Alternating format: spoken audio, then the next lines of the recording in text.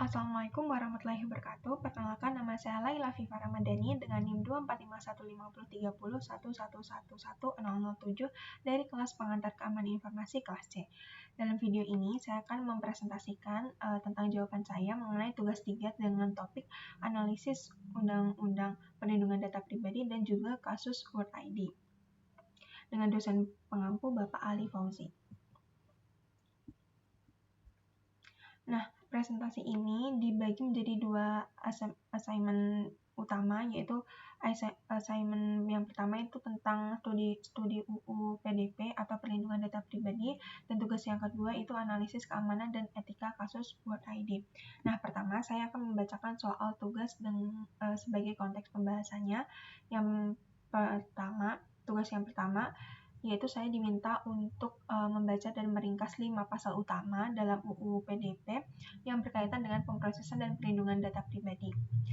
Yang kedua, saya ditugaskan untuk menjelaskan peran data controller dan juga data processor sebagai undang-undang. Yang ketiga, membuat studi kasus kecil bagaimana penerapan UU PDP jika saya menjadi pengelola sistem informasi akademik universitas.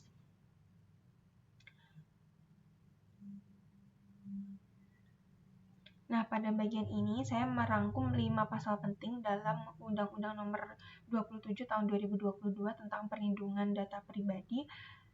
Dan saya tidak hanya membaca bunyi pasalnya, tetapi juga menjelaskan makna dan juga konteksnya.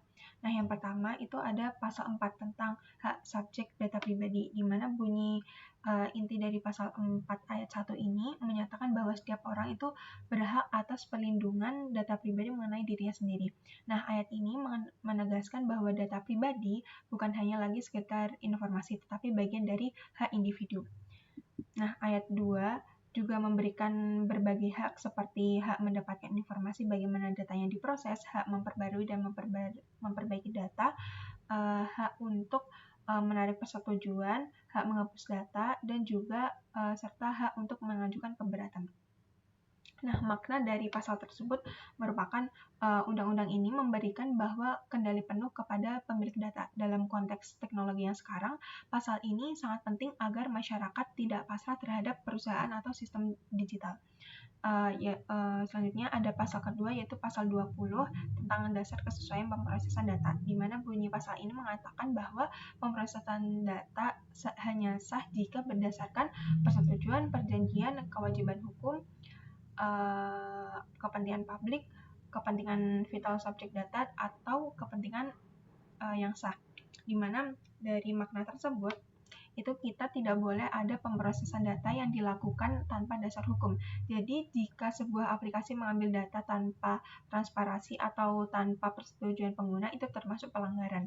Selanjutnya pasal ke-35 yaitu tentang kewajiban pengendali data atau data controller, di mana bunyi dari pasal 35 ayat 1 ini yaitu pengendali data pribadi wajib melaksanakan pemrosesan data pribadi secara akuntabel. Nah, dari makna tersebut, data controller adalah pihak paling bertanggung jawab. Jika terjadi kebocoran data, controllerlah yang hanya bertanggung jawab, bukan penggunanya. Selanjutnya, untuk pasal 39 mengenai kewajiban prosesor data, yaitu pasal ini tuh menyatakan bahwa prosesor tuh harus memproses data sesuai instruksi controller, menjaga kerahasiaan, dan tidak menggunakan data untuk kepentingan sendiri. Adapun bunyi dari pasal 39 ayat 1 yaitu prosesor wajib memproses data pribadi sesuai instruksi pengendali. Makna dari pasal ke-39 ini yaitu prosesor hanya pihak yang mengolah data secara teknis, bukan pihak yang menentukan tujuannya. Nah, hal ini sangat penting untuk mencegah vendor atau pihak ketiga menyalahgunakan data. Dan yang terakhir ada pasal ke-57 yaitu mengenai keamanan data pribadi, di mana bunyi dari pasal 57 ayat 1 ini pengendali dan prosesor wajib menjaga keamanan data pribadi yang diproses, di mana pasal ini menyatakan controller dan juga prosesor wajib menjaga keamanan data dengan melindungi dari gangguan pemrosesan, menjaga dari kerusakan atau kebocoran, dan menerapkan langkah teknis operasional seperti enkripsi, audit, dan juga kontrol akses. Makna dari pasal ke-57 ini yaitu pasal ini merupakan dasar semua praktik keamanan cyber modern yang wajib dipenuhi lembaga atau perusahaan. Nah, yang kedua yaitu jelaskan peran data kontrol dan juga data prosesor sesuai dengan undang-undang. Secara sederhananya, hubungan keduanya tuh seperti pembuat kebijakan dan pelaksanaan teknis, di mana data kontrol ini menentukan tujuan pemrosesan, menentukan cara pemrosesan, bertanggung jawab secara penuh secara hukum. Contohnya seperti universitas, rumah sakit, bank, dan juga marketplace. Nah, berdasarkan pasal 35 sendiri, controller adalah pihak yang menentukan tujuan dan cara pemrosesan dan tanggung jawab atas legalitas dan keamanan. Sedangkan pada data prosesor, pada pasal 39 tadi sudah dijelaskan bahwa data prosesor ini menyatakan bahwa prosesor hanya boleh memproses data sesuai instruksi controller dan tidak boleh menggunakan data untuk tujuan lain. Nah, di mana data prosesor itu hanya digunakan untuk memproses data sesuai dengan perintah controller, tidak boleh menggunakan data untuk kepentingannya sendiri, wajib menjaga kerahasiaan. Nah, contohnya itu seperti penyedia iCloud, vendor IT, dan juga pihak outsource itu sendiri. Dengan bunyi pasal ke-35 dan 39, batas perannya ini menjadi tegas dan juga legal. Nah, selanjutnya, poin ketiga dari penugasan assignment pertama, yaitu studi kasus implementasi UU PDP pada Siakat. Nah, jika saya menjadi pengelola Siakat, berikut ini merupakan penerapan yang saya lakukan untuk UU PDP-nya. Yang pertama, melakukan pengumpulan data sesuai dengan pasal ke-20, yaitu pengumpulan data mahasiswa hanya sah jika mahasiswa memberi persetujuan atau diperlukan untuk administrasi universitas. Jadi setiap pengambilan data tersebut, itu datanya harus jelas digunakan untuk apa. Yang kedua, hak mahasiswa sesuai dengan pasal keempat, yaitu mahasiswa berhak memperbarui data pribadi sendiri, meminta penghapusan tertentu, dan yang ketiga itu menarik persetujuan pada fitur non-esensial. Misalnya, tidak wajib ikut mailing list kampus. Yang ketiga, keamanan data sesuai dengan pasal 57 yang harus diterapkan itu ada enkripsi database, autentifikasi 2FA untuk admin, audit log access, kontrol akses berbasis role, dan juga backup harian. Di mana hal ini sangat penting karena data kampus termasuk data sensitif seperti alamat dan juga riwayat akademiknya. Dan yang keempat yaitu ada pembagian controller dan juga prosesor, di mana universitas itu sebagai controller, sedangkan vendor server itu digunakan sebagai prosesor. Dan harus ada dokumen data processing agreement. Dan yang terakhir ada insiden kebocoran data. Jika terjadi breach atau universitas itu harus melaporkan ke pemerintah, terus memberitahu kepada mahasiswa itu sendiri dan juga melakukan mitigasi. Hal ini sesuai dengan pasal ke-57 ayat 2 dan juga ayat 3. Nah, selanjutnya untuk memasuki assignment yang kedua yaitu tentang analisis kasus Word ID. Yang pertama, ringkasan kasus, di mana Word ID adalah proyek identitas digital dari WordCoin yang menggunakan pemindahan iris sebagai metode verifikasinya. Pengguna ini diberikan imbalan kripto untuk mengikuti proses pemindaian. Nah, di Indonesia sendiri, Word ID ini sangat kontroversial karena yang pertama, kita harus mengumpulkan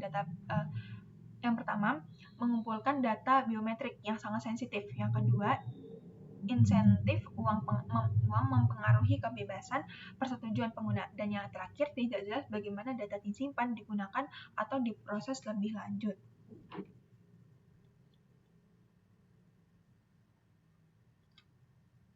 Mohon maaf. Penugasan nomor 2 yaitu analisis keamanan informasi.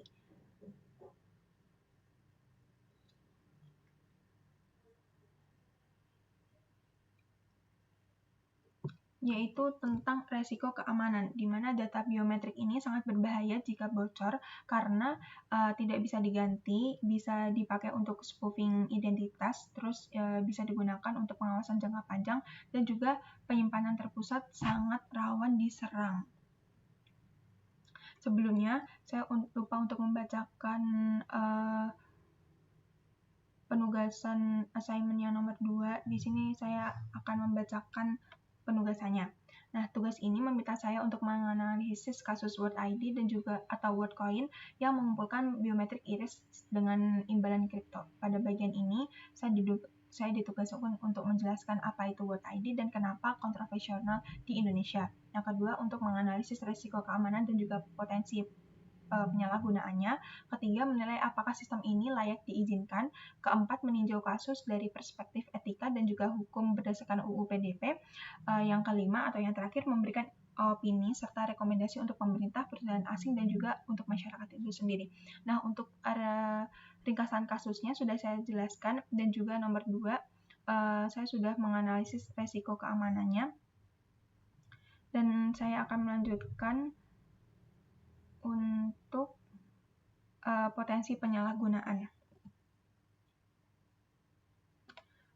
Nah, di mana potensi penyalahgunaan ini terdapat pelacakan populasi, profiling, komersialisasi identitas, dan juga penyalahgunaan oleh negara atau korporasi. Di mana data iris ini bisa digunakan untuk 4 hal yang sudah saya sebutkan tadi. Dan apakah harus diizinkan?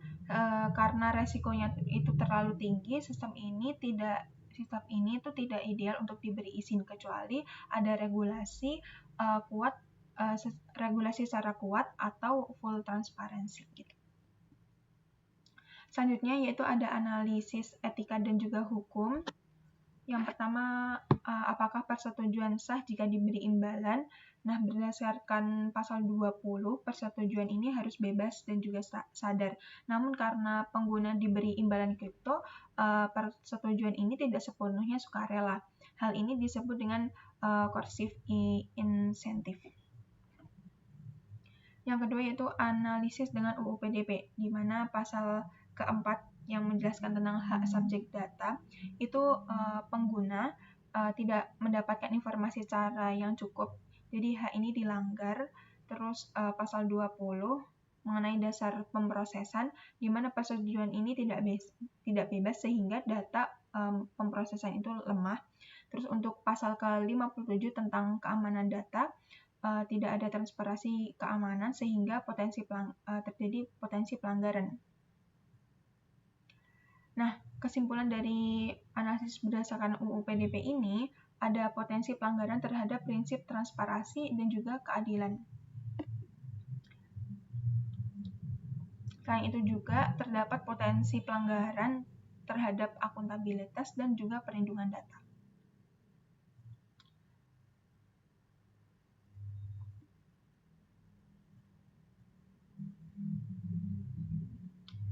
Yang selanjutnya yaitu ada prinsip transparansi dan juga keadilan. Dengan bunyi pasal tersebut, praktik World ID ini berpotensi melanggar transparansi karena tidak menjelaskan detail resiko, tidak memberi opsi penghapusan biometrik, dan juga imbalan membuat persetujuan tidak sejajar.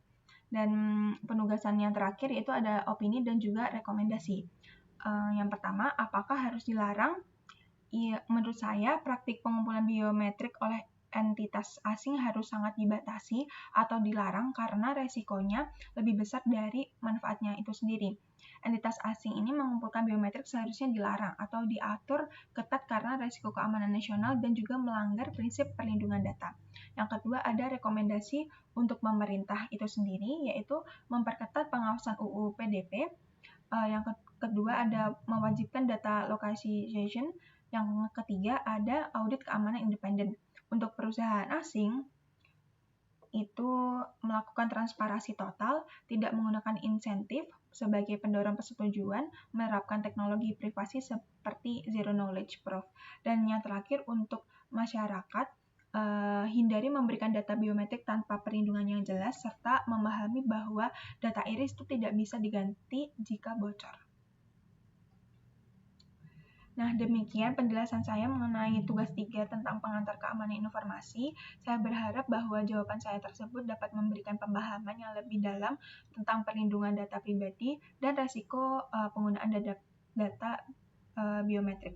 Terima kasih. Mohon maaf apabila ada salah kata yang kurang berkenan. Wassalamualaikum warahmatullahi wabarakatuh.